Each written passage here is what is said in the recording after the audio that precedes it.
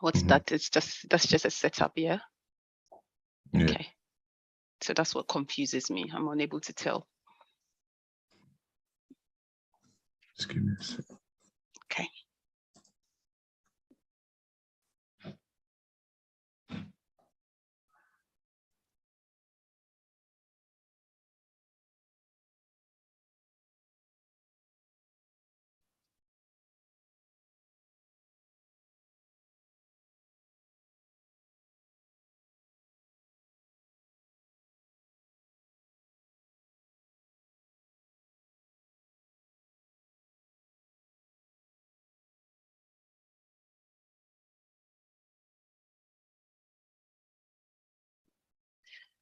Hi, everyone. Good evening and welcome to our Healthy Hearts session. Now, many of us within our community, outside of our community, abstain from meat and other animal products for various reasons. Now, are there any benefits to doing this? And if we are doing it, how can we ensure that we are not missing out on important nutrients? Today, we have a guest speaker. Yeah, well, it's not working without this plug put in either. So. Apologies, can we kindly mute ourselves? Yes, today we have a guest speaker who is going to introduce herself, but she is the co-founder of the Diverse Nutrition Association and also someone I admire a lot because she does a lot of work within our community. So I've invited her to talk to us about this very important topic. Now, wherever you are joining us from, Facebook, YouTube, please kindly drop your questions into the chat box and we're going to pick this and address it for you. And if you're on Zoom, please feel free to drop in all your questions as well.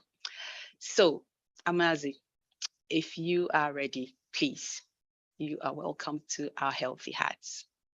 Thank you. And good evening, good morning, good afternoon, wherever you are, to everyone. I'm just going to share my screen and then we'll get started.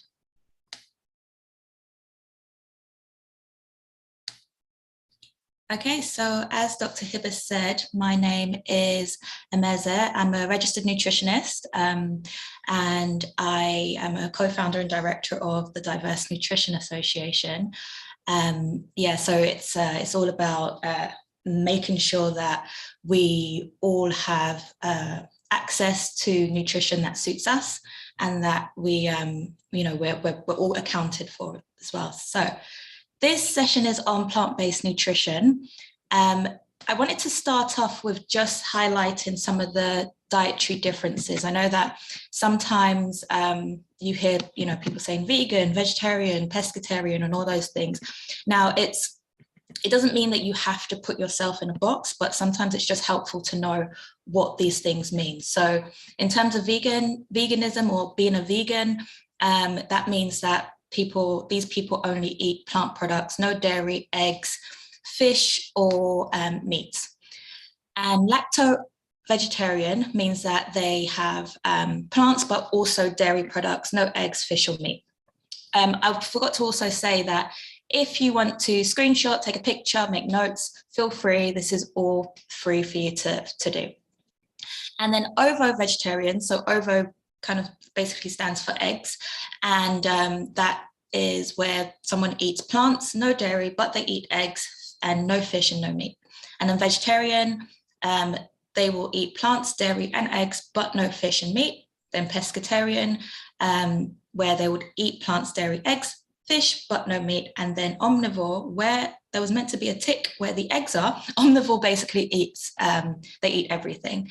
So that's just something just to clarify, if you've ever heard these terms, what that actually means. So what I thought I'll do with the time that we have, because there's not a lot of time, I thought it would be good to highlight some nutrients to take note of if you are on or if you're considering a plant-based diet, just to make sure that you are not getting any deficiencies and that you know where to actually find some of these sources of these foods where you're not, so that you're actually having the adequate amount of nutrients there. So we will go through these 1, 2, 3, 4, 5, 6, 7, 8, 9. And if you have any questions, feel free to put them in the chat box, or if you're on Facebook or YouTube, do the same as well.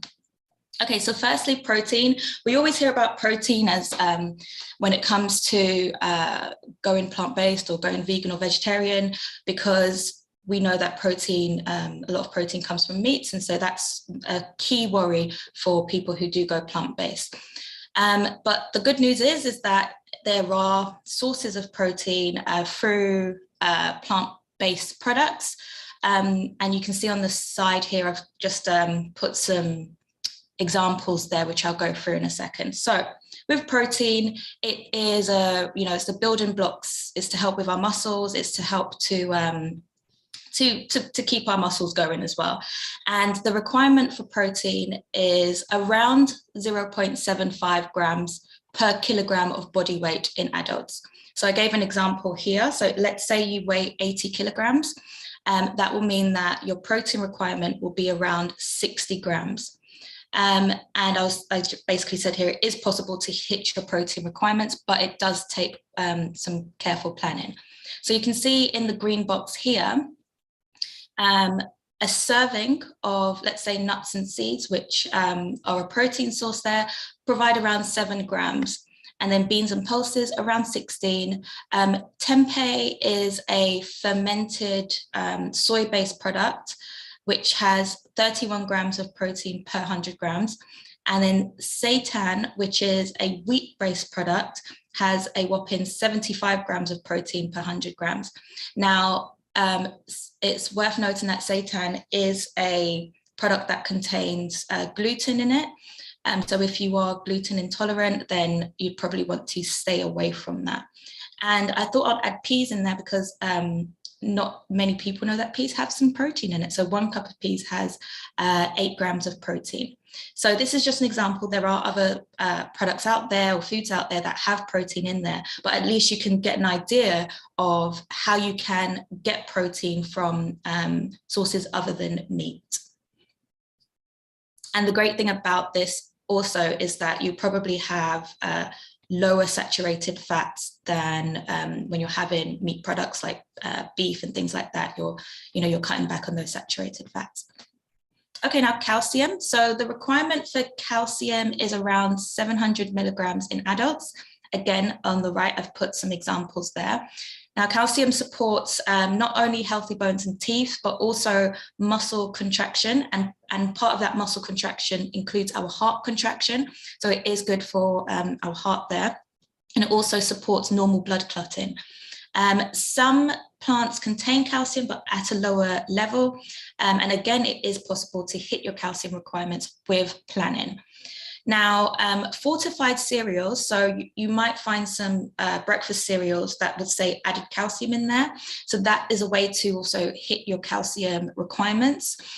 We've got baked beans as well. So your normal tin of baked beans also have some calcium there. So that's 60 milligrams for a 3 tablespoon serving.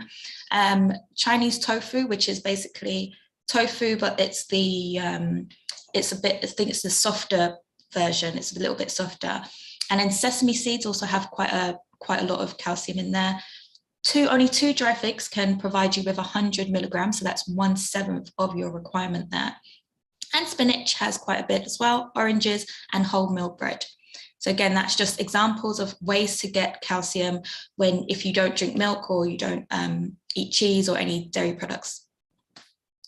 Now, vitamin D, otherwise known as the sunshine vitamin, and that's because the way that lots of people can get vitamin D without actually eating anything is through the sun.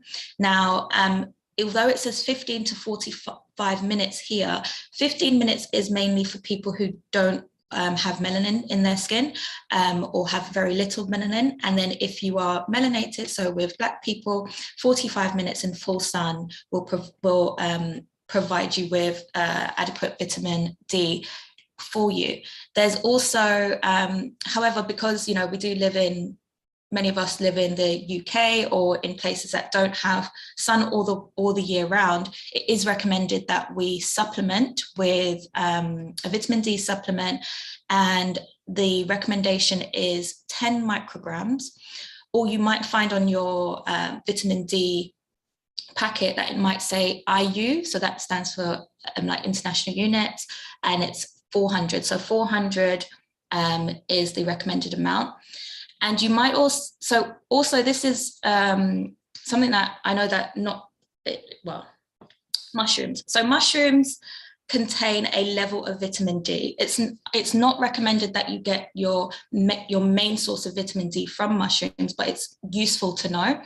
And if you want to kind of boost the vitamin D from your mushrooms, if you kind of turn them upside down to where I always say the gills, where the darker bits are, where the little stem is, turn them upside down, put that in the sun, and it basically increases the level of vitamin D that you get from those mushrooms. So if there is a way that you want to, I guess, supercharge your mushrooms with vitamin D, that is a very free way when the sun is out, obviously.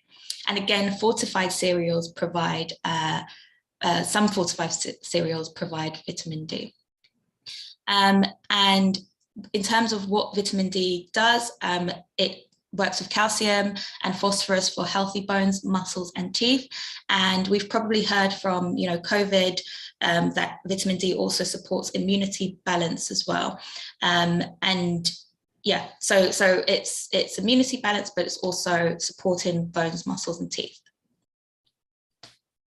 Now, vitamin B12. Now, vitamin B12 is I wrote very important because it is very important. It's very important for nerve protection. So our nerves have this, I guess, protective layer over them so that they don't get damaged and things. And vitamin D helps with this. So the protective layer is something called a myelin sheath, and it helps to kind of keep that intact.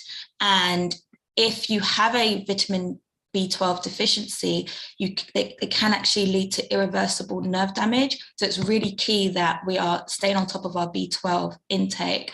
There is actually it's not only just people who are just on plant-based diets, but also people who are not on plant-based diets. There's been seen to people to have like a lower vitamin B12 intake, and so it's a little bit worrying. So that's why I'm telling you. Your vitamin B12. It's also important for encouraging antibodies after vaccination or infection. And some of the other deficiency symptoms are fatigue, weakness, numbing or tingling of like your black fingers or toes, anemia, and problems with memory. So the way to get vitamin B12 is, the recommended way is to supplement 10 micrograms of B12. Again, fortified cereals, some of them have B12 in them, and some fortified dairy alternatives like oat milk, and soy milk and things like that. Some of them might have B12 supplemented in there as well. I wanted to make a note, this last point here, I wanted to make a note on seaweed products or sea plants, algae, spirulina, and fermented plant foods. The reason why I wanted to make a note here is that some people, especially I've seen some people on social media or things like that said, you can easily just get your B12 intake from spirulina or things like that. And I just wanted to highlight that they're not good sources of B12. And that's because they contain an inactive form of vitamin B12, which can't actually be used by the body. So although they contain B12 in there, they're not usable by our body. Okay, so iron. Iron, it supports the oxygen around our body, supports transporting that oxygen around our body, and deficiency does lead to iron deficiency anemia, tiredness, and shortness of breath. Now, we have two types of iron. So we have heme iron, which is found in animal products, and then non-heme iron, which is found in plant-based products. Now, non-heme iron is less easily absorbed by the body, or less bioavailable for the body. So it's important that we are helping to support the absorption of iron in the body. And the way that you can do that is by combining it with vitamin C products. So, and also what's important to note is that sometimes if you're taking, let's say, an iron tablet, it can interact with some other foods or drinks, just because iron interacts with a bunch of things. So if you are taking an iron tablet with, let's say, coffee or tea, I would probably say scrap that, because there's ingredients in coffee and tea that hinder absorption of iron. So best to take it with a vitamin C source like orange juice, which can support the absorption of iron. And I've put here a list, not an exhaustive list, of iron sources and vitamin C sources. So let's say if you're cooking a meal and you have some dark leafy greens like spinach or callaloo or something like that, you might want to, add some peppers, or like some sweet peppers or something like that, to get your vitamin C intake. So it can be as simple as just mixing your vitamin C sources with your iron sources as well. Now, omega-3 is vital for the maintenance of normal brain function throughout life. And they are abundant in the cell membranes of brain cells, preserving cell membrane health, which is basically just cell health. And it helps with communication between brain cells. So you want to make sure you have enough omega-3 because it supports your brain health. And there are different types of omega-3. So you have something called DHA and ALA. It doesn't really matter what they mean at the moment, but it's important to note that our body can't make a type of omega-3, which is abbreviated to ALA. So it's important that we get that through our diet. Now, the way that you can get that through a plant-based diet is, firstly, supplements. They have plant-based omega-3 supplements, which are not made from fish. Also walnuts. So about a handful of walnuts can provide you with ALA. There's not actually a recommended daily intake or a reference nutrient intake for omega-3. I think there's probably more research that's needed to be done there. So walnuts, flax seeds, and the reason why I wrote ground is because oftentimes flax seeds can enter, if we have a whole, like flax seeds whole, they can sometimes just enter our bodies and come out exactly the same. Like if you're eating, sometimes you might, if you're eating sweet corn, and you might see sweet corn coming out exactly the same. Flax seeds kind of do the same. So you want to make sure that you're opening up that cell wall, allowing yourself to have the omega-3 inside the flaxseed, and you're grinding. So that means you're grinding that, or you're buying it ground, so you're getting that omega-3 in there. And chia seeds, hemp seeds as well, have a source of omega-3. Now, zinc. So zinc supports regeneration of new cells and enzymes. It also aids in processing what we call macronutrients, which are carbohydrates, fats, and protein. And it also supports in wound healing. Now, just like iron, the bioavailability, or how much is available of zinc in plant sources is likely to be lower. And like iron, it does interact with some foods, such as beans and whole grains and things like that. So the best way to make sure that you're getting the most from your zinc products is soaking or sprouting. So soaking let's say if you have some grains or things like that, or nuts, sometimes soaking them can actually reduce the phytates, which are the things that can reduce the zinc absorption. Or sprouting, sometimes people find that also not only helps with increasing your zinc intake, but also sometimes people who might have digestive issues, they might find that sprouting and soaking can help that as well. Now, the recommended daily intake for zinc is 14 milligrams for men and 8 milligrams for women. And sources of zinc include certain nuts. The ones that I've mentioned here, cashew, pine, pecan, almond, and Brazil nuts, they are ones that have particularly higher levels of zinc than other nuts. But there are other nuts that have zinc, just in lower levels. And then whole grains, seeds, and fortified cereals. Now, selenium. So selenium, if the body doesn't have enough selenium, it can lead to thyroid conditions like Hashimoto's disease and Graves' disease. So it does help with supports the thyroid there. And what's key to note is that the intake of selenium has fallen in the UK. So do make sure that you're not falling short of that selenium intake. And what's interesting to know, or good to know, is that just 2 Brazil nuts daily will help you with your complete daily requirement of selenium.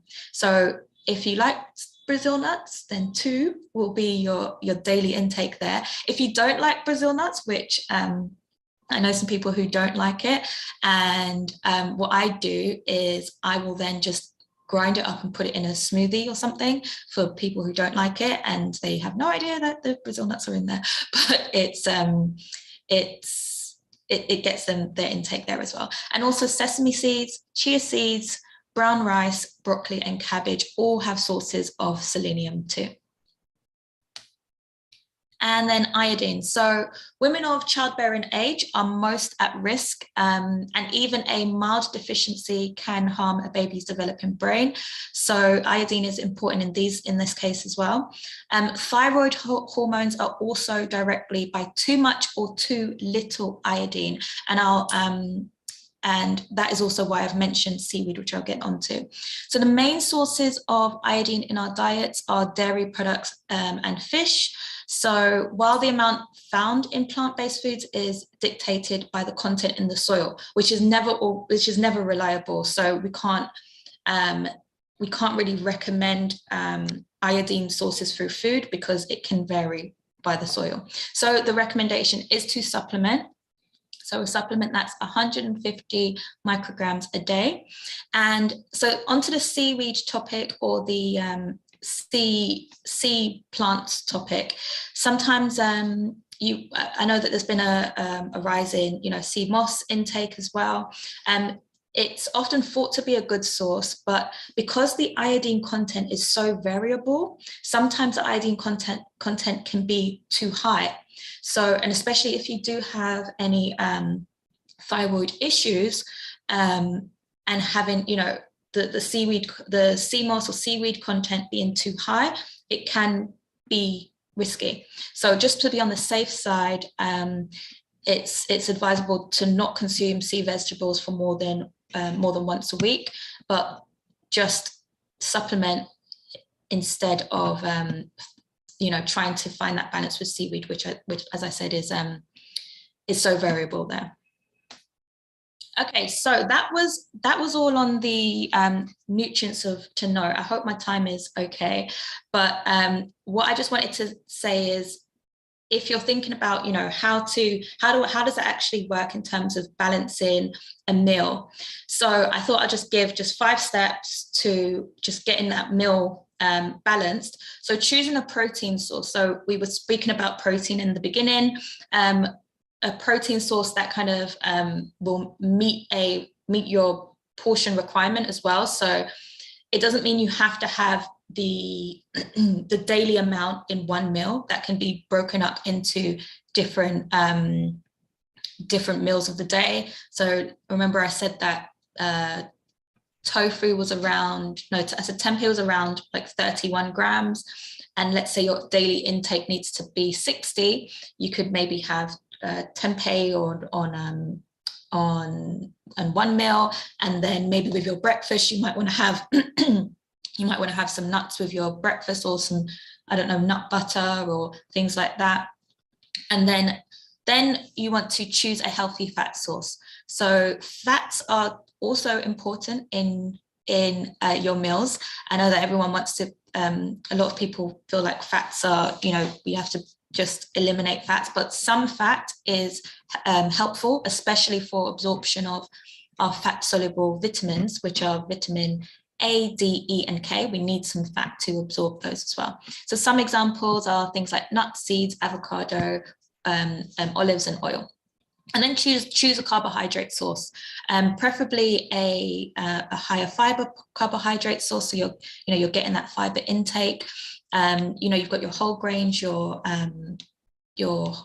rice or potatoes or things like that, sweet potatoes as well. And then choose up to 4 different colored vegetables. So variety is key here. You want to make sure that you're getting all the different nutrients, the different vitamins, the different antioxidants. The same with your proteins. You want to make sure that you're getting all those different amino acids and things like that. And then number 5 is adding herbs and spices.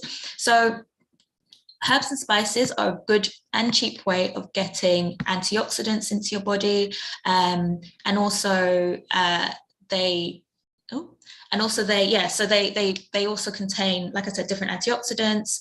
And just make sure that when you are having your herbs and spices, just looking at the packet and looking to see that you're not having any, I guess, hidden salts in there. So a lot of the time we might find spice blends that have salt in them we don't actually realize. So there's some, let's say, some curries that might have salt in there, and there are some all-purpose seasonings or something like that. So where possible, try and find ones that don't have as much salt, so then you know how you're building up your salt yourself, and you're building up your flavors yourself as well.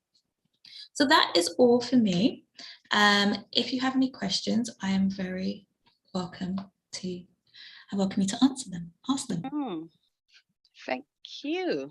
I was about to interrupt and say, no, you still have time. Take your time. Right. So that was really, really insightful. Thank you so much, Amaze. A few questions from me whilst it's open to everyone, please. If you have any questions and you want to unmute yourself, please let me know and I will call you. Now, does it mean that if you are getting onto a plant-based diet, you definitely need to have supplements? Can I have a plant-based diet without having to take supplements? Is my question.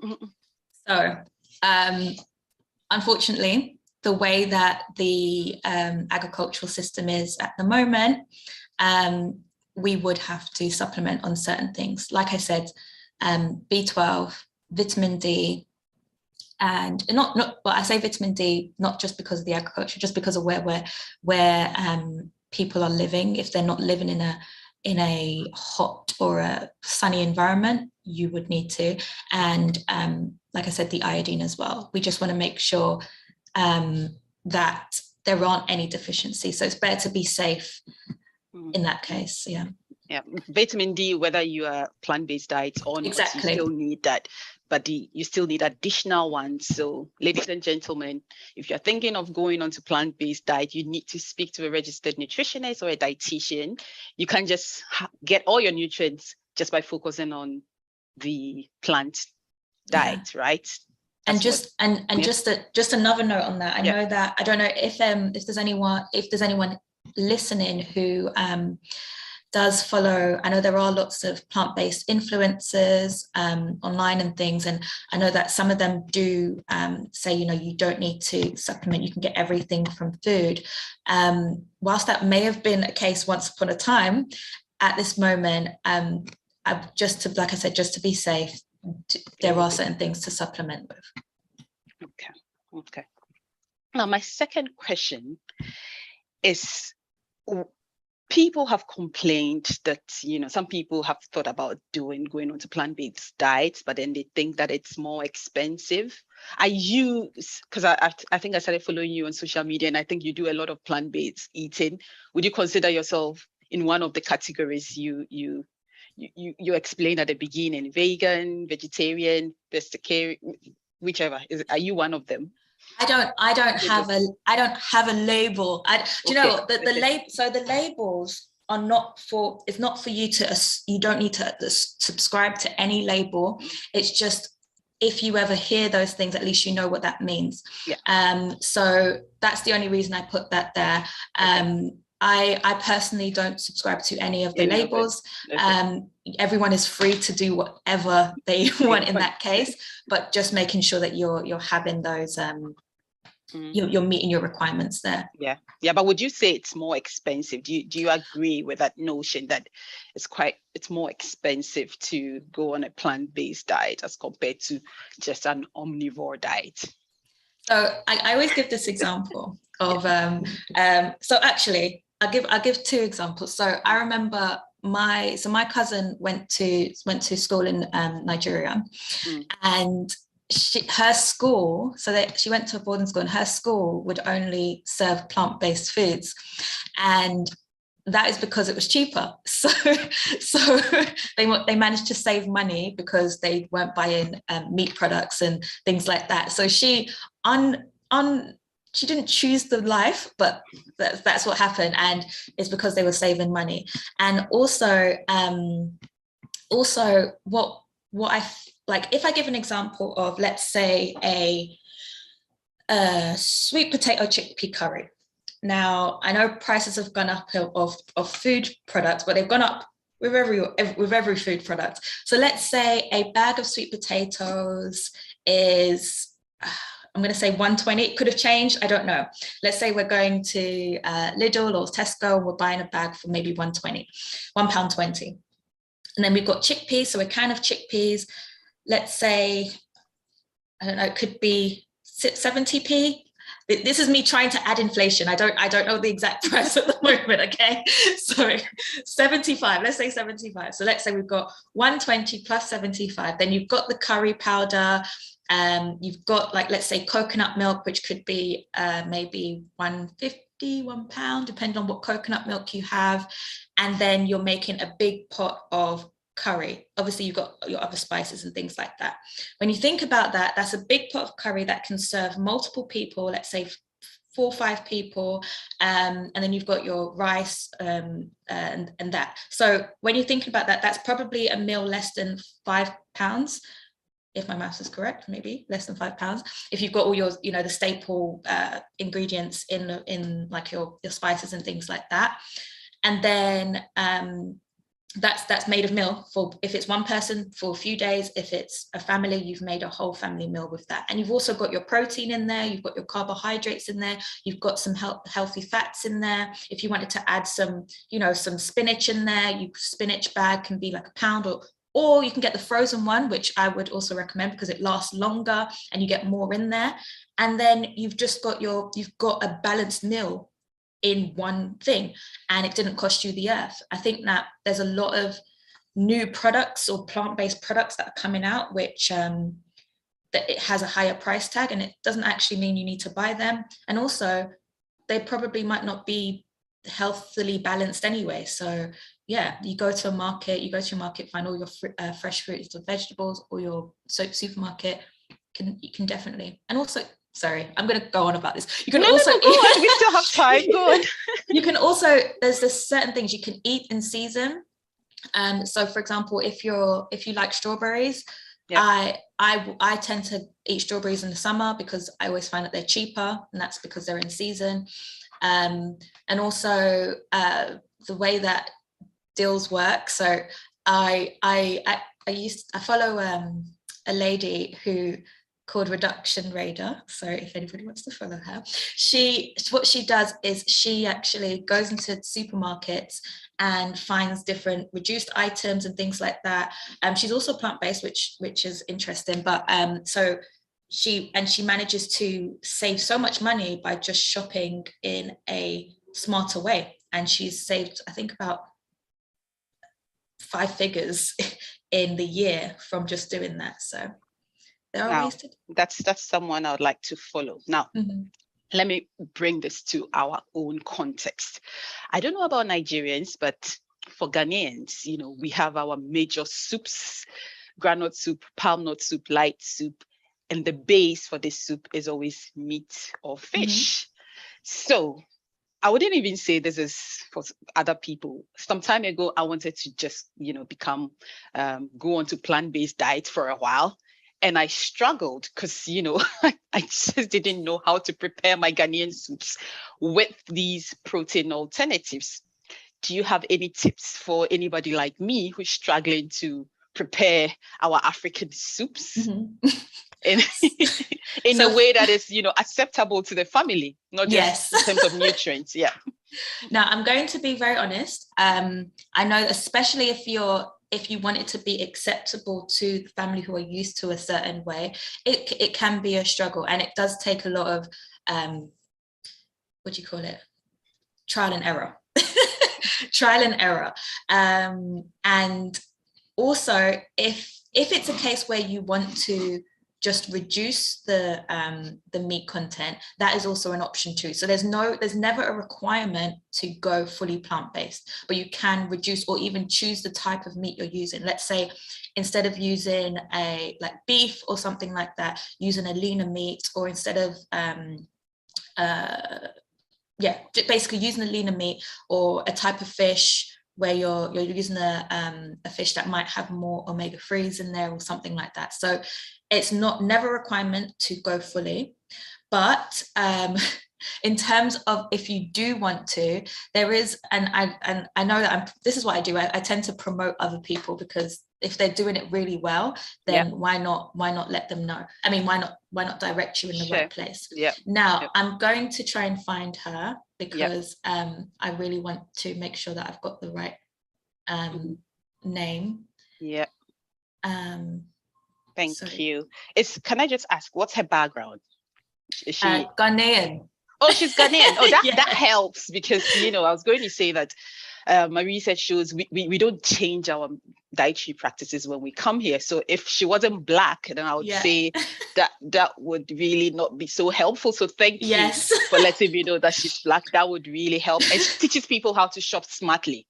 So she actually teaches people how to eat plant-based through with foods from West Africa.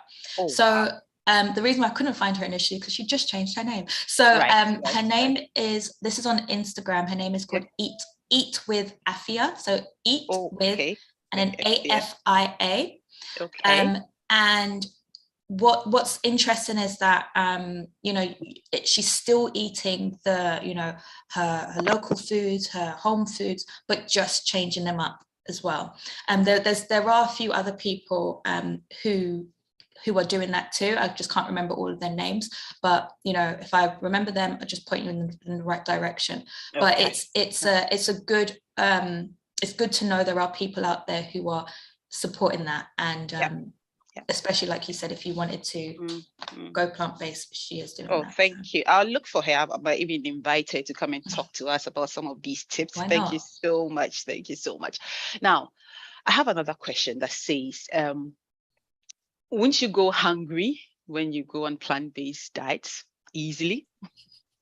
So it's the reason why people who start plant-based diets probably feel hungrier is because they're probably having similar portions to what they would have had with meat. So let's say they had, usually used to having like a chicken breast or something, and then they might have just like a small handful of chickpeas instead, or they might have on the side might have just like a bit of veg, or might switch to a salad and things like that.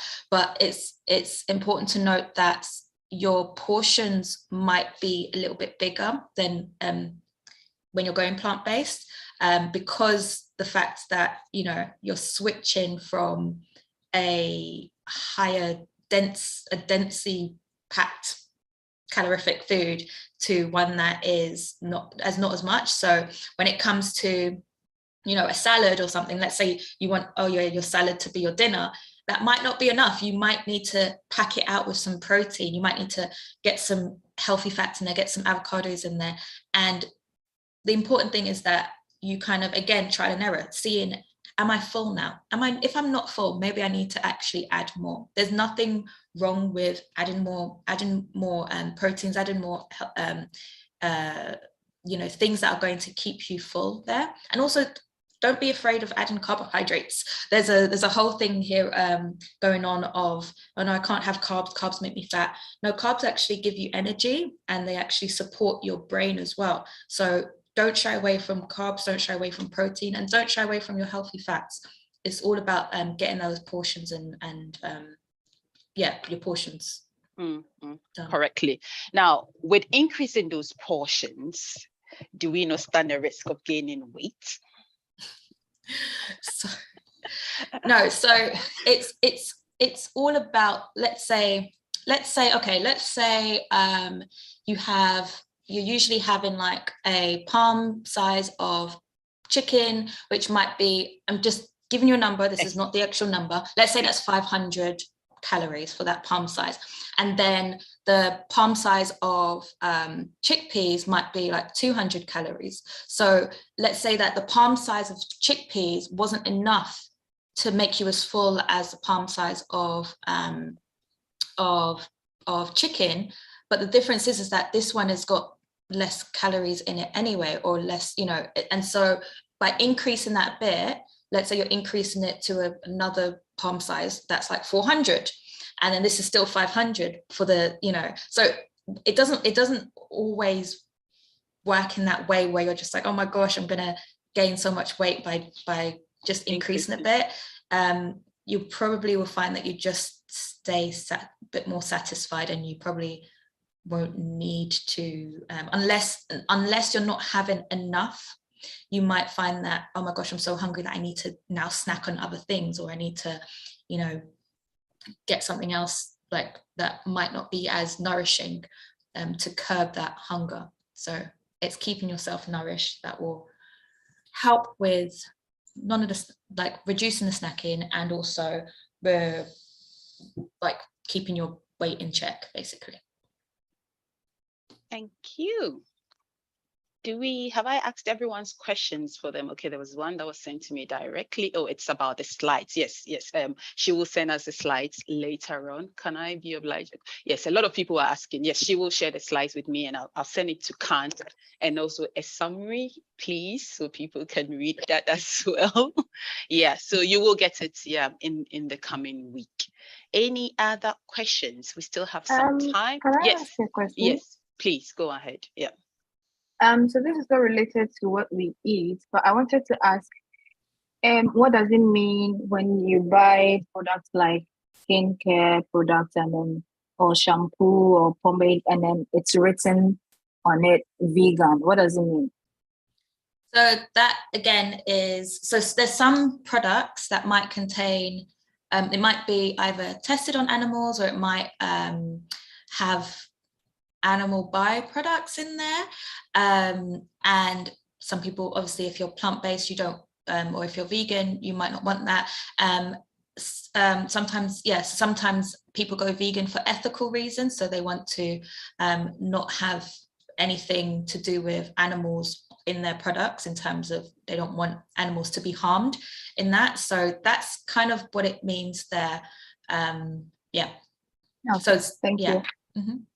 Yeah, so just to make people, especially people who do that for ethical reasons, so they don't go for that. They don't want to have anything to do with animal products. So that's just the main reason.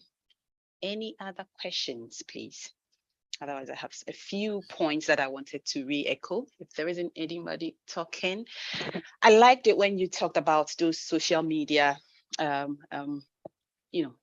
the so-called celebrities on social media who are providing information. When you talked about the seaweed and some other food items that are supposed to really be nutritious, we always emphasize on our program that there's a lot of information out there, but a lot of them do not have any scientific basis. So please do not just listen to anyone on social media.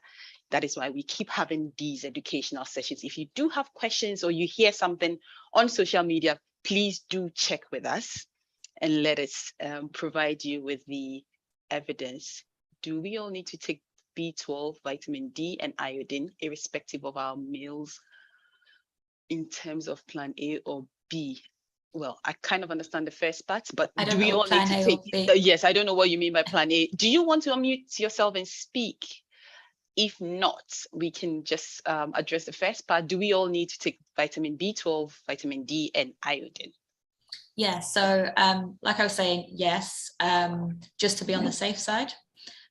If you do, you know, let's say you get your vitamin D from the sun adequately, sometimes even just doing a blood test can even just help you to see, actually, my vitamin D is okay. So, and I'm, you know, I'm getting it from all the, you know, the sun or these things, or actually my B12 is okay. So just if you do want to like just check that, okay, am I doing well in terms of those levels in without taking a supplement, get a blood test.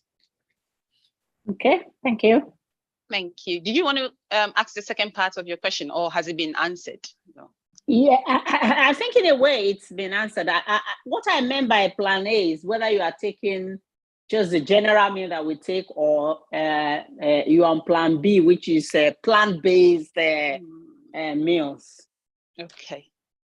So, okay, so you mean, do we need to take this if we are on a non-plant-based or yeah, plant? yeah. Okay, Yeah. so Yes. yeah, so it's yes with vitamin D and B12, because, well, vitamin D mainly because of the fact that we can't, especially in the UK, we can't always access the sun when we want. And B12, in some cases, yes, in some cases, maybe not. And that is because B12, it is found in meat sources, but again, varying. And I think there were studies that even some meat eaters were B12 deficient as well. So again, that's really dependent on getting a blood test and seeing, do I need to actually take a B12? Is my B12 low? So, okay. Yeah. Okay, and the iodine? Same, exactly. Exactly. It is kind of like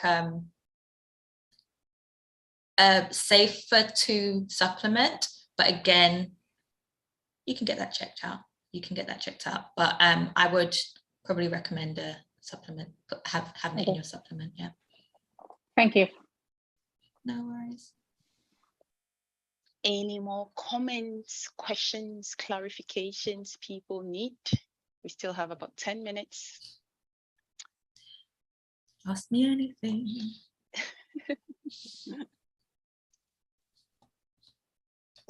I wrote a lot of these practical tips down. I thought people were going to ask more questions about it, but you know, if nobody's talking, we can just reiterate some of these points. So yes, if you're thinking about going on to a plant-based diet, remember, she said it is not a requirement, which I was really happy about. As much as, you know, we talk about excess meat intake being associated with all these diseases, one of the things we keep emphasizing here is moderation. So you don't need to get off your meat intake or your fish completely. You know, you can just increase your plant intake. You can just increase your plant meals, but you don't have to completely go off. However, if you want to go off, then these are some of the tips Amaze has provided today so that you don't miss out on important nutrients. It is really important that you remember some of these things. I like what you said about zinc and how we should soak or sprout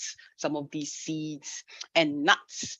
Iron, again, if you're eating an iron-rich meal and you're having it with coffee, it's just like not having it at all. Because as she said, there's stuff in those coffee and tea that would inhibit absorption of your iron. So rather take it with orange juice or other rich sources of vitamin C. You said something about Brazil nuts. I also don't really like it. I might have to start eating it. If these are, you said just 2 Brazil nuts a day is adequate for you. Mm-hmm. You meet your, okay, just 2 Brazil nuts a day. You're like, really I'm just gonna eat 2. I'll find a way to like it. Yeah. Okay. Yes. But remember, it is also in other foods. So if you don't like Brazil nuts, you can have something from else. Other. Yeah. Yes. These were some of the things I wrote for myself. Anybody here wants to add anything, comment, clarification? How many of us are going to Yeah, So, please, clarification on soaking of beans. Just if you want to cook beans, do you need to soak it first? Maybe to remove. I didn't get why the reason you need to soak it.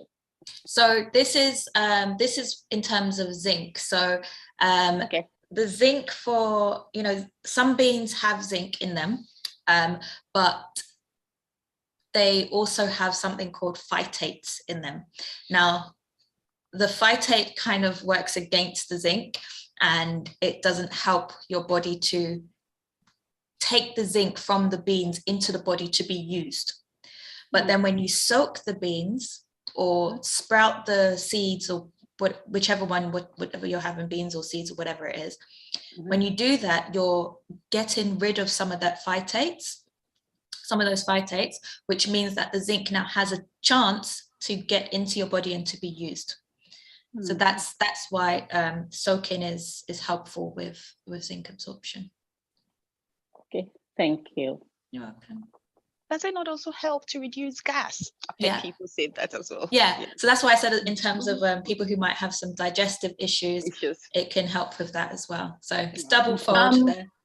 Okay, so I have heard that you can parboil your beans. Is it the same? Sorry, say that again? Does it cause the same results? I've heard that you can parboil your beans. Parboil? So, yeah. Does it cause the same effect? As in parboil them before? Yeah, before you actually use it to cook. So you boil it for some minutes, pour the water out, and then that could still help to reduce the phytate intake and the phytate level as well, because you're basically breaking it up a little bit. And because I've heard someone mention that before. Okay, thank you. Thank you. Okay, is that all from our audience today? Are we happy with our session? Okay. Amaze, we still have 8 minutes. So shall we be able to get a slide? Yes, you will. You definitely will. Yes. So she's going to send it to us, within the week. So yes, before our next session next week, you will have it. I realize a lot of people want the slides. And Jadida has been kind enough to put the link to the lady, Eat With. Afia. You can follow her. Thank you for sharing that with us, Amaze. Okay. Yeah, Ajwa says she's found Ifia. Okay, Amaze has made Ifia popular here. We are going to look for she's already popular. I didn't do it myself. I have to go and look for her and bring her here to teach us whatever she's doing. Those of us from West Africa who don't know how to replace our meat and fish in our granules and peanut soups, we would learn from her.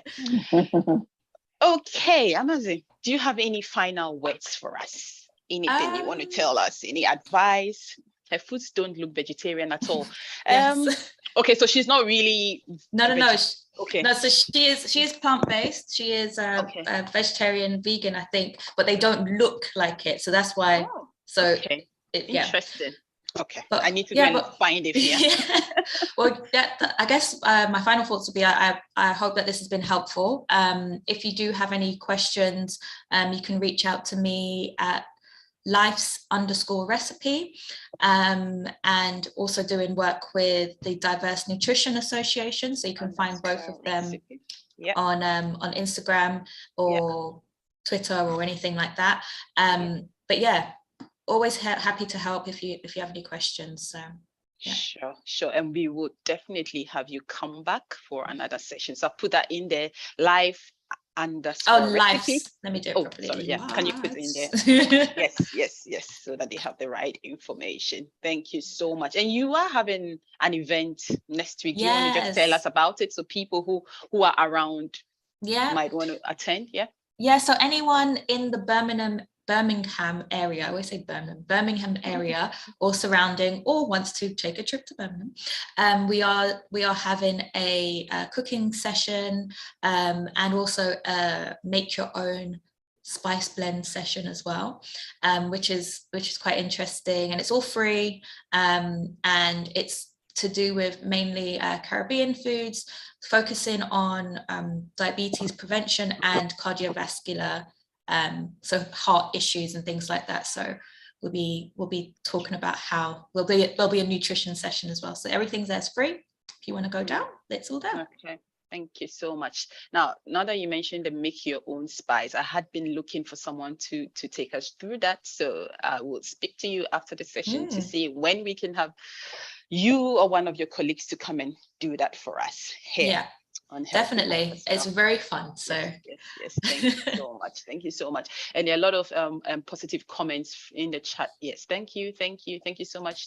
I'm sure you can see it yourself. Sorry. Yeah, such a great session. And thank you so much for an excellent and impactful session. Ajwa is asking, what's Life's recipe? That's her social media handle. A lot of us don't do Instagram. So are you on Facebook? I realize that this on community, Facebook. A lot of people. Okay, what's your, so you don't put your stuff on Facebook? No, I'm on Facebook. It's okay, just Amaze. Let me just, Yeah, so yes, Ajwa, I'm trying to answer that for you. That was her Instagram handle she gave. Yeah, so my Instagram is the life's_recipe. I think you can find my email there as well. So if you do email, it's hello@lifesrecipe.co. Or Facebook is just Amaze Madukah. So all right, Amaze. Thank you so much for this session. I really liked it, and as you can see from the chat box, people have enjoyed it.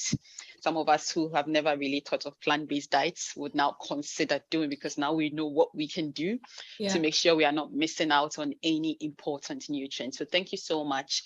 As I said earlier, we would definitely call on you again in the coming weeks or months for another session.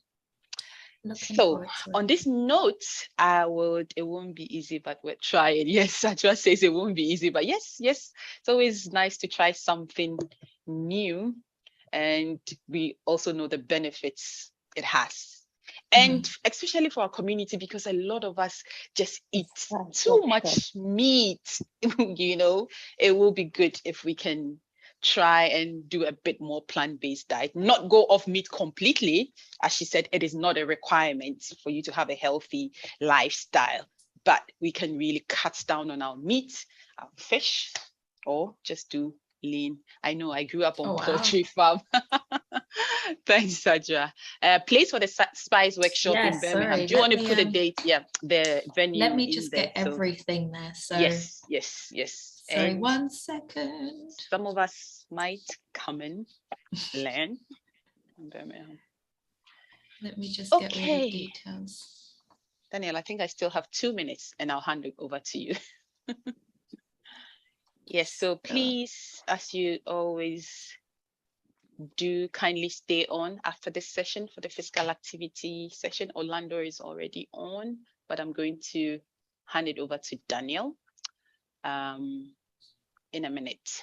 Or it can be put onto the WhatsApp page if you haven't got the details right now. Right, yeah. Amaze, if you can send it to me and I'll put it on a WhatsApp page. We have a WhatsApp page. I was trying to find the link and then I realized I have to send the whole link. So I will do that. Send it to me and I'll share it. With the group. All right, thank you so much. So Daniel, on this note, please, you can take over. Yeah, very informative session. Many thanks. Yeah. Thank you. Thank you all. Bye. Thank you, Dr. Hiba. Thank you, Amaze, for that wonderful session. I myself, definitely need to work on adding more plant-based stuff to my diet. So, by God's grace, I'll do it. But thank you for Good that luck session. with it. Yeah, thank you. As Dr. Hiba said, we are moving on to our physical activity of the night. We have another circuit session. Make sure to have your water on standby and only do these workouts if you're able to. Please do not injure yourselves. CAHN will not be held responsible. Only joking, but we have Orlando here tonight as always. Go ahead, Orlando, whenever you're ready to start. Thank you, Daniel, for my introduction. Thank you, Dr. Hiba, for facilitating that amazing seminar. I hope everybody enjoyed it. And I hope everybody is staying on for the physical activity aspect of today's session. All right, so as promised, we have an upper body workout today. So we're hitting the muscles of the upper body. There will be a little bit of core and a little bit of leg stability in there. As I said, most exercise has carryover to all body parts or all body sections. All right, so upper body session today, people. We're going to work on that upper body. get sweaty, get hench. Let's warm up. So let me get my tunes ready. So today's session, all you need is a mat, plenty of water, space, and remember to go at your own pace as well. Back. We're going to start off with a jog on the spot for 30 seconds, people, okay? Get to your spaces now. Game time now. Time to work out now. Get ready. 3, 2, 1, let's go. Jump.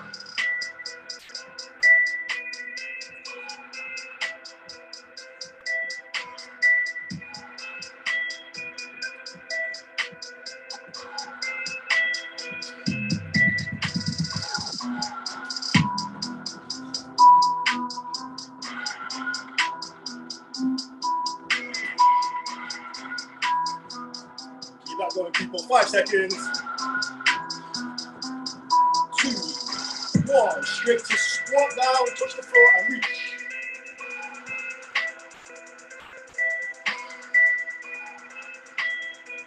Make sure you stretch that body nice and tall.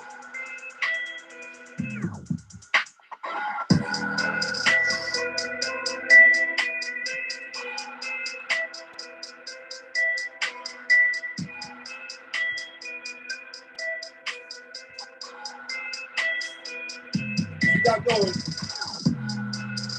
3, 2, 1. Let's go. Heel flips.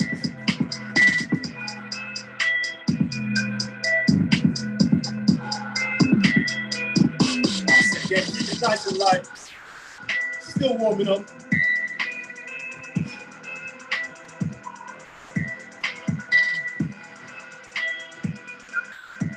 Keep that going, people. 3, 2, 1. Next one, toy soldiers.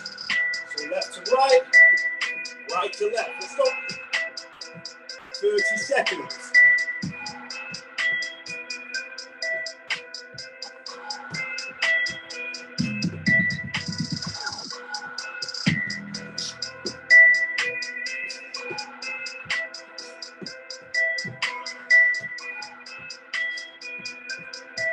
Three, 2, 1.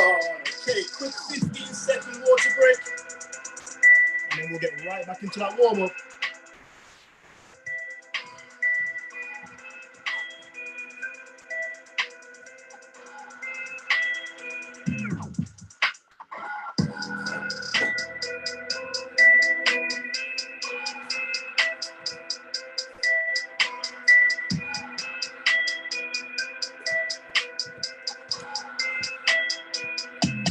Okay, my people, back to your spaces. Let's get ready.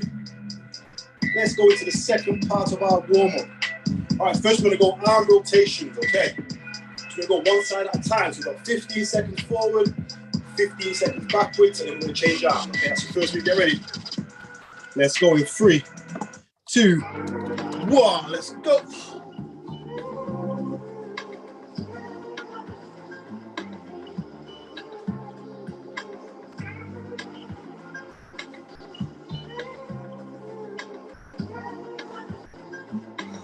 And backwards.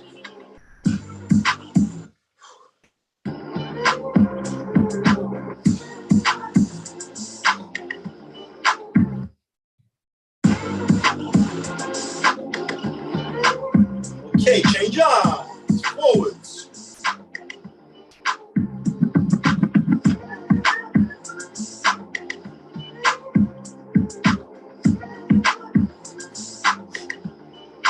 All those kicks out, and backwards.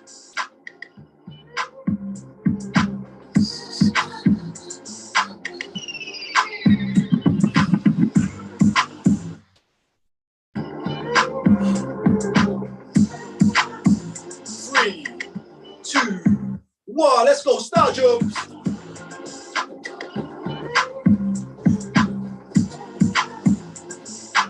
You can start to speed up a little bit now.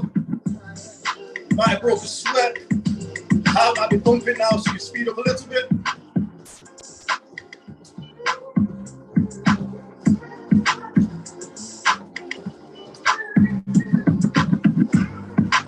For 5 seconds.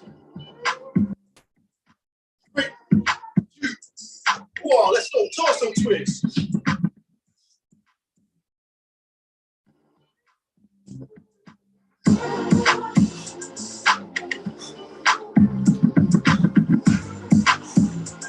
That's it, people. Turn right round. Legs stay forward. Facing forward.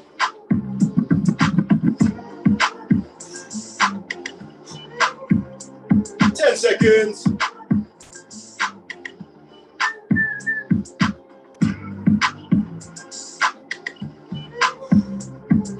2, 1. Last one we've got. Front raise, lateral raise. Okay, let's go. 30 seconds. Last one. Nice and quick. Yeah.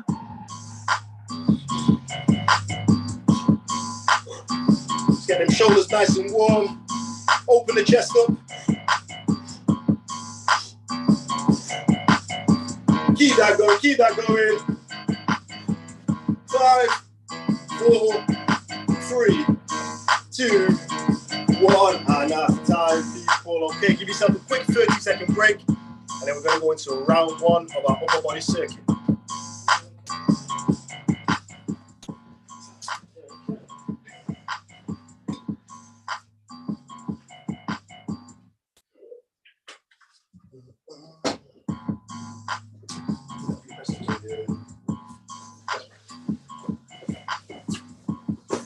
Seconds, people.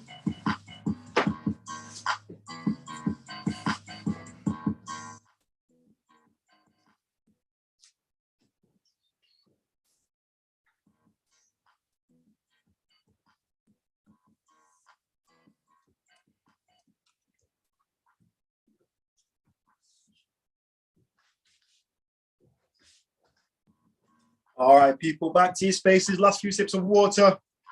And let's go into round 1. All right, let me go through the first 2 exercises. We've got back-to-back, chest, triceps, and shoulders. All right, back-to-back. First move, exercise number 1. So you can go on your knees if you want to, or you can go knees up. It's up to you. Well, let me demo on my knees. So again, I'm here, and I'm pushing down slightly. From there, in your press-up position, you're gonna tap one arm out 3 times. So 3 times out, 3 times back, like so. 2, 3, 1, 2, 3. Okay, that's the move right there. So the arm that's not working, keep the shoulder and the arm and the side nice and stable and strong. Again, your core's coming into play now. So we're here, 30 seconds. 1, 2, 3, 1, 2, 3. 30 seconds, and then we'll change for 30 seconds. From there, we're gonna push away. So we've got here on our backs, legs up. And if you've got any dumbbells or weights, bring them in nice and quick now. And we're going to chest press from here. So watch my elbows, elbows up, hands come together, nice and strong. Boom, chest press. All right. So from a press up here, with the taps for 3, to on the back, chest press. That's your first 2 moves, people. Let's get busy now. Let's work that upper body now. Let's go. So starting your press up positions, knees up, knees down, it's up to you. Get yourself ready now.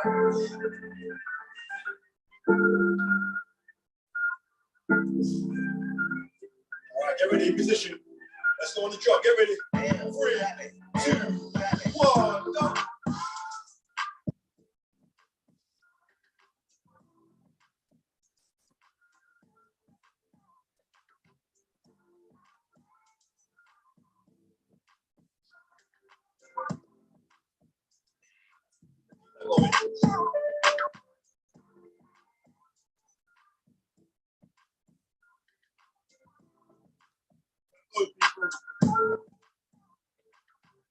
Three, 2, 4, change side.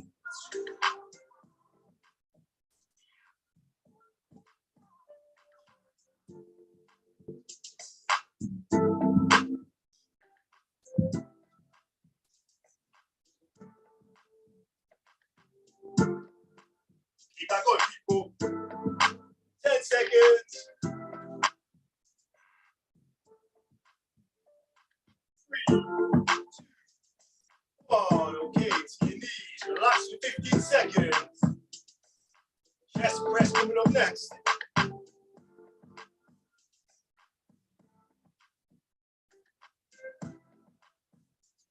Get ready, pull on your backs.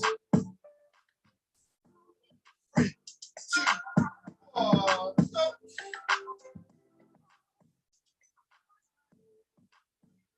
Squeeze the chest at the top, squeeze the chest, squeeze your arms.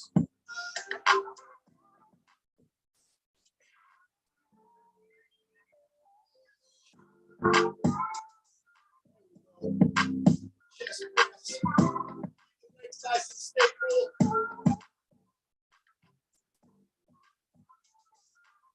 Going.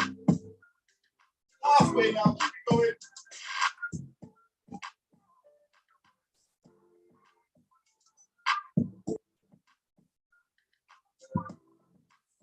Seconds left to go. Keep pressing.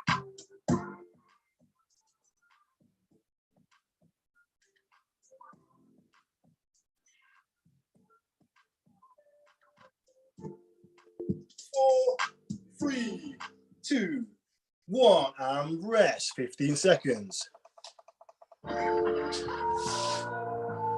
Okay, listen in while you rest. So 2 moves down, 2 moves to go. Keep your mats handy if you're going to need them. All right, so move number 3, exercise number 3. We've got front raises. So again, you can utilize your weights or your kind of beans or whatever you've got here. Hold them out in front of you. And we're just going to raise the shoulders to the front. Nice and strong here. So we're working on the front part of the shoulder. If you look at the shoulders, divided into 3 parts. This side here, lateral, and the back. Okay, posterior. Okay, so here, raise. So strong. Okay, from there, exercise number 4 with your mat. Bum on the mat. Cable rows. Again, you can keep your weights in your hand if you need to. Arms out in front. You're gonna pull right into the chest. All right, elbows should grease past the ribs. All right, so bring everything in. Try and get the shoulder blades at the back to touch. So here, pull in, touch at the back, squeeze. There, pull in, touch at the back, and squeeze. All right, so we're going front raises to seated rows. Let's get straight into it. That was a lot longer than 15 seconds. All right, let's get busy, people. Get ready. Get ready. Okay, let's go. 3, 2, 1. Front raises, go.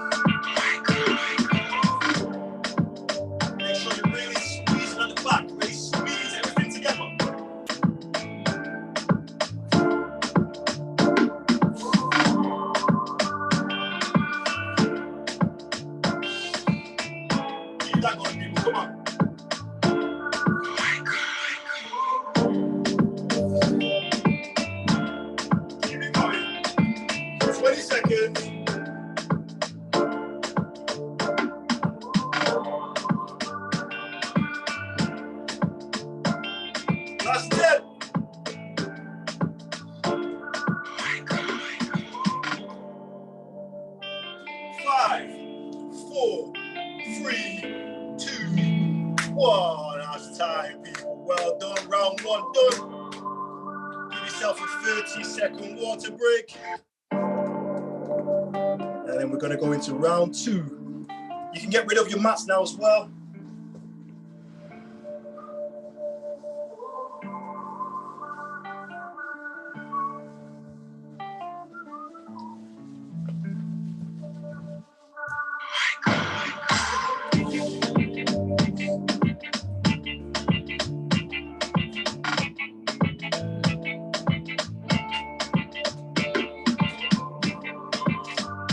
Seconds, people, and we're going straight back in.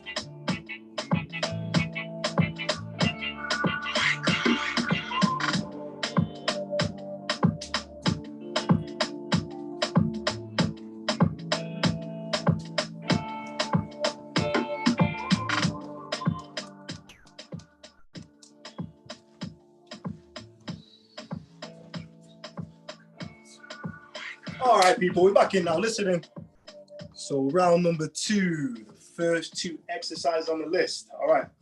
So if you've got your weights, dumbbells, kettlebells, tins, bring them in now. All right. So you're gonna have your weights by your side like so. What we're gonna do, we're working the upper back, shoulders too. We're gonna shrug up like so. Come down.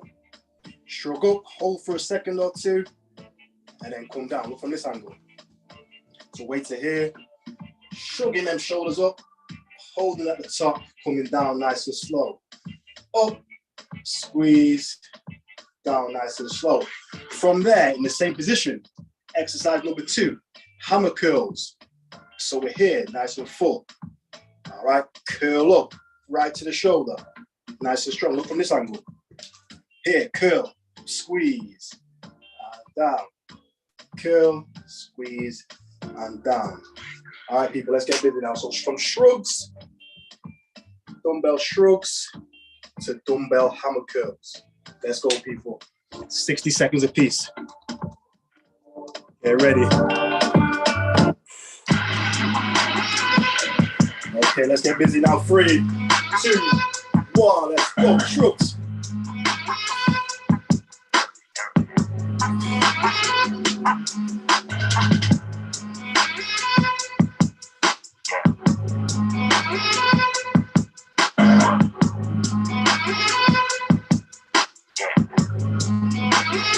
That's it, people. Keep going.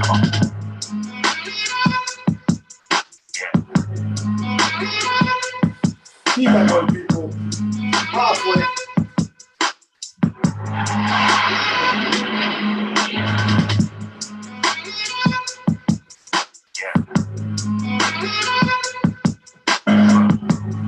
Last 15 seconds.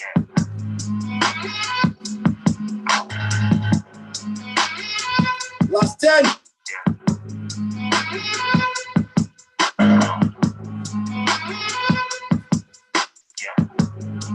3, 2, 1, and rest for 15.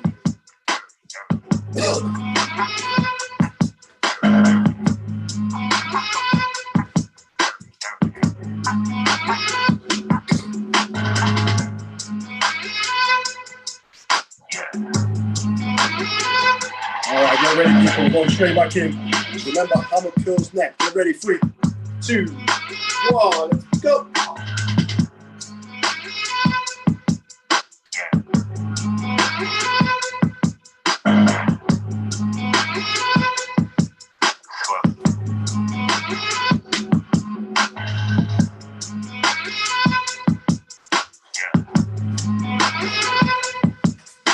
People get to the top and squeeze.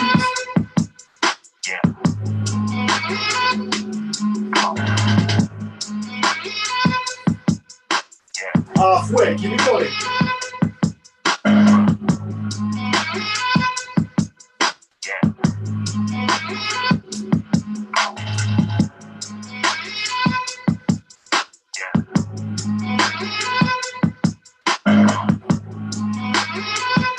Seconds.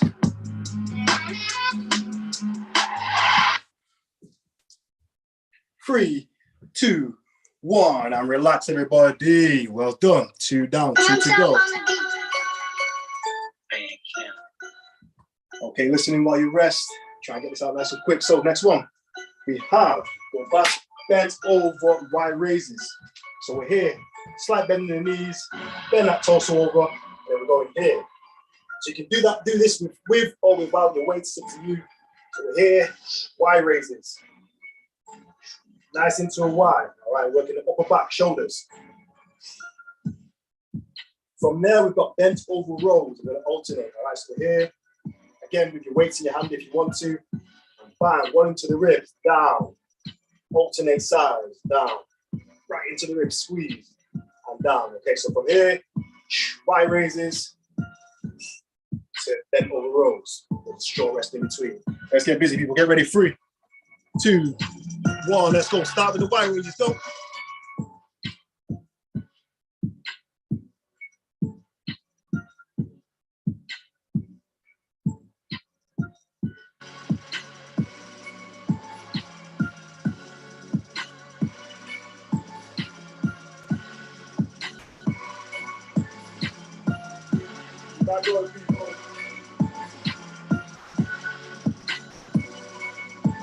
Halfway, keep going.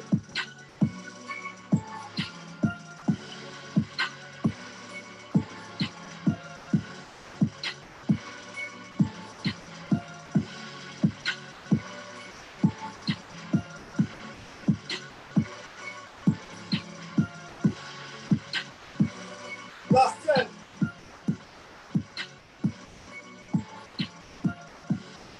Three, 2, 1, and rest for 15.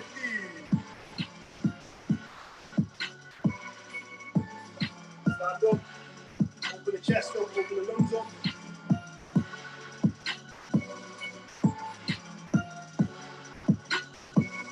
Okay, get ready. Bent over rolls in 3, 2, 1, let's go.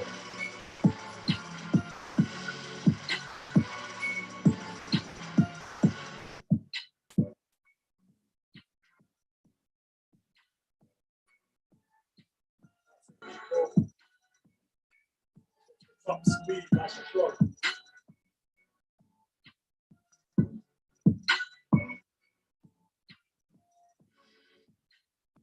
Keep it going.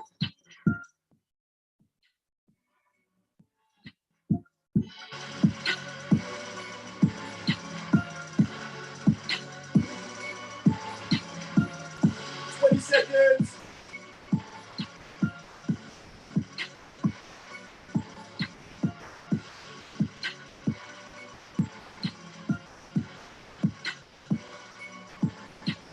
5, 4, 3, 2, 1. And that's time, people. Well done. Okay, grab yourself a 30-second water break, and then we'll pull down and stretch off. Well done.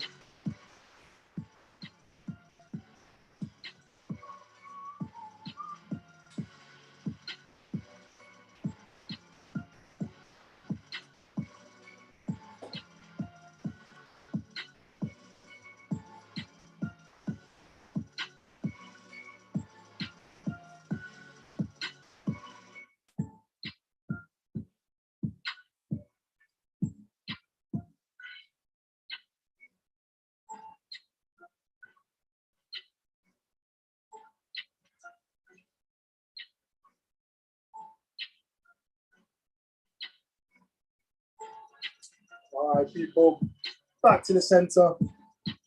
Let's pull down, let's stretch off. All right, first of all, we're going to pull down the body. All right, so we're going to go step to the side. Okay, alternate sides. Let's go.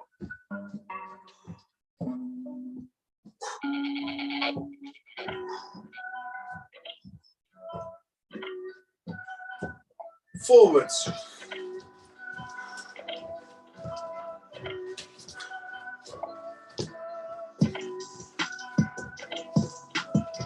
And backwards. Step backwards.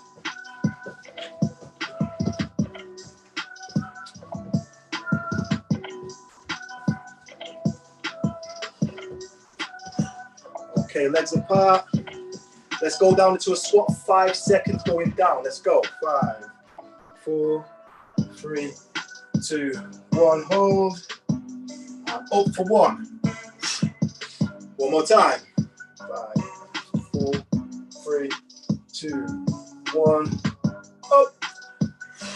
Okay, next side to side.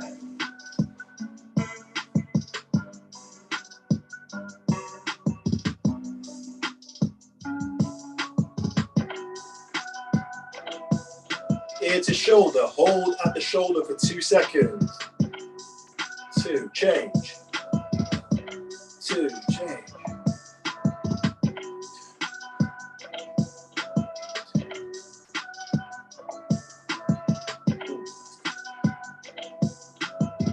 Okay, neck going backwards now, so you have the neck going backwards. And forwards. Backwards.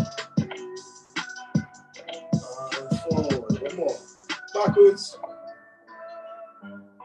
And forwards. Okay. Either arm to your chest. Pull just beside the elbow. Pull it into your chest. Pull until you feel that stretch in the shoulder. Ooh.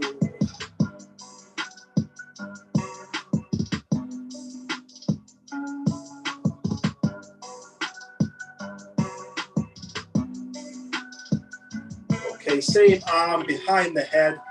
Pull down just beside the elbow.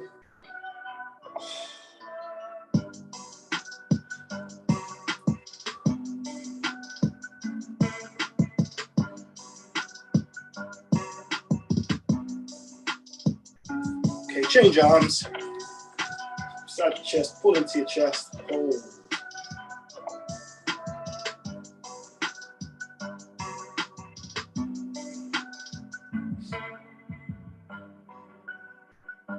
Okay, same arm behind the head and pull down.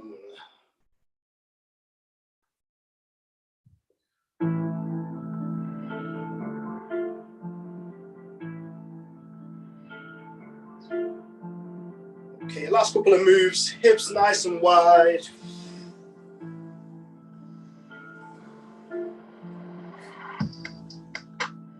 Change direction.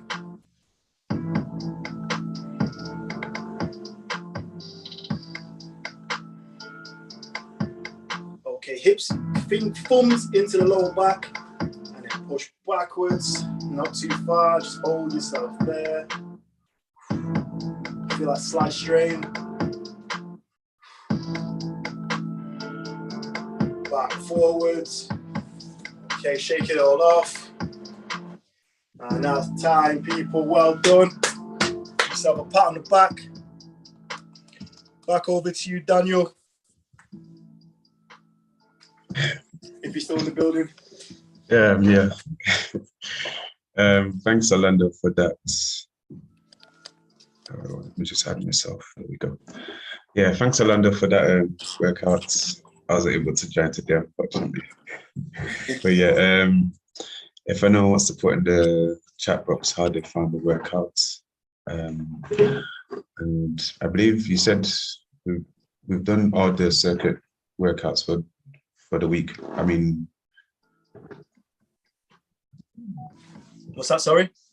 So yeah, are we done with the circuit workouts, or do we still have more? So this is week 1 of 3. So next week we're going to hit the lower body. So Okay. hitting all the muscles that carry us around all day: quads, hammies, calf, bum, and then from there, the last week will be core. Okay. Yeah. So as you heard from Orlando, we still have more circuit training to do. Legs, very important to work them out. If you miss leg day, yeah, no, it doesn't really. See that meme everywhere, and it's true. Don't miss leg day. Don't be one of those people. Don't miss leg day at all. So yeah, I also want to thank Dr. Hibbert again and Amaze for the talk. And next week we will be talking about fermented foods and how they implicate our health. So yeah, thank you everyone for joining tonight. See you again next Tuesday at 6. Bye everyone. Take care. Well done, everybody. See you again. Peace.